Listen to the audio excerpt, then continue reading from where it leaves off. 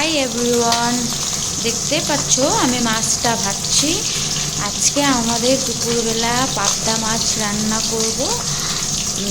মশলা দিয়ে পাবদা মাছটা রান্না করতেছি আর রান্না করছি লাল শাক, তারপরে উস্তা আলু ভাজা। এদিকে ভাতটা হয়ে গেছে, এখন মাছ করতেছি। মাছটা ভাজা হয়ে গেছে, মাছটা তুলে রাখি। আমরা পাবদা মাছে কালো জিরা সম্বাদ দিই, তোমরা কি কি দাও একটু আমাকে কমেন্ট করে জানাও।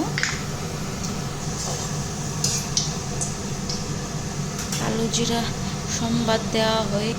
আমি এখানে মশলা রেডি করে রাখছি, কাঁচা লঙ্কা, আদা, তারপরে জিরা,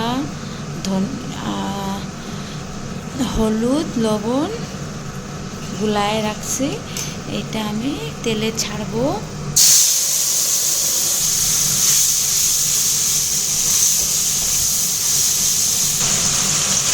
মশলাটা কষানো হয়ে গেছে,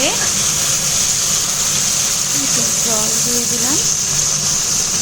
জলটা জাল হইতে থাকবে, তারপরে একটা একটা করে মাছ দিয়ে দেব।